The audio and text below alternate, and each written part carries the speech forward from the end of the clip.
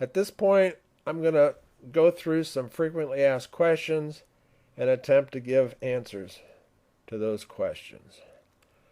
Question: how does people capitalism work?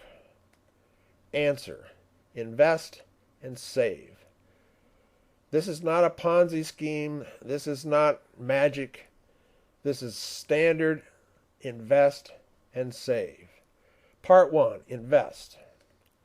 Federal Reserve issues credits to member banks for 30-year loans to average citizens for investment in approved funds, about $6,000 per year per citizen. These loans are secured by the investment fund shares, and the payments are financed by return on investment. This enables everyone to acquire a growing portfolio of productive capital assets and provides everyone a minimum income from dividends and capital gains. Question: how does people's capitalism work? Part 2, save. Substitute mandatory savings for interest rates as a means for controlling inflation. Savings withholding rate would be indexed to inflation and graduated with income. These savings would go into personal accounts such as CDs, IRAs, or 401ks. Invest and save is a tried and true formula for rapid economic growth with low inflation. Question: why substitute mandatory savings for monetary restraint? The answer is that mandatory savings would be much more effective than interest rates for controlling inflation.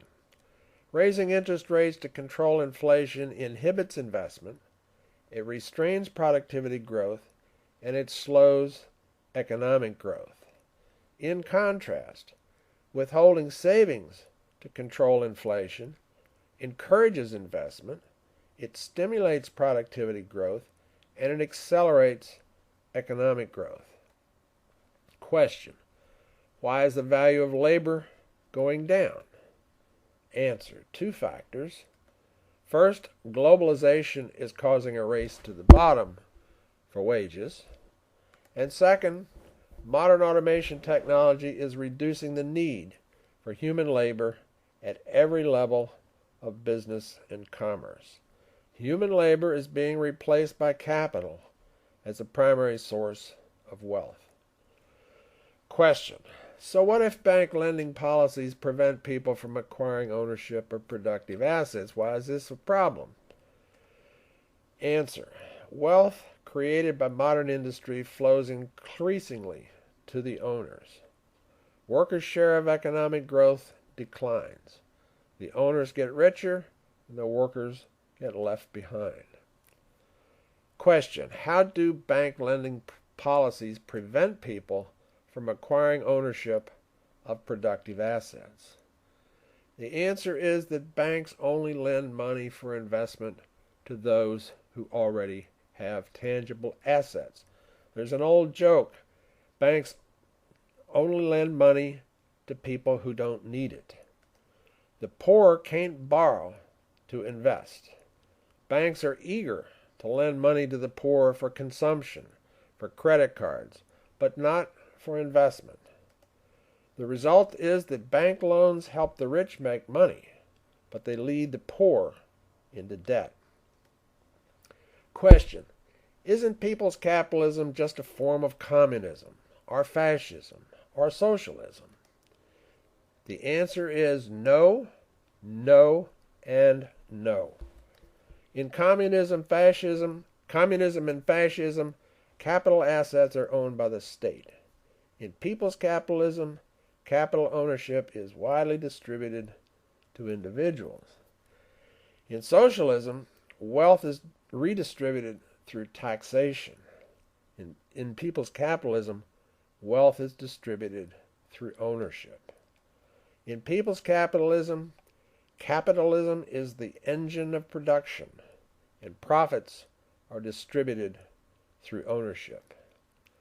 Question: wouldn't this create an enormous new government bureaucracy? The answer is not at all. No tax money would be involved.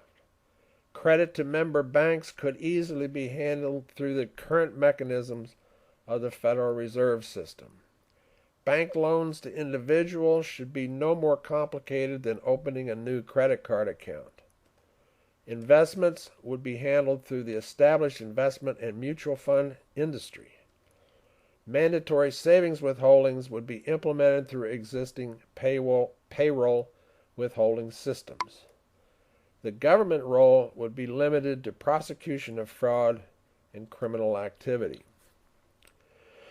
For the latest paper and literature for the original People's Capitalism book, go to the People's Capitalism homepage, peoplescapitalism.org. I welcome your comments and suggestions. I thank you for your time. Goodbye.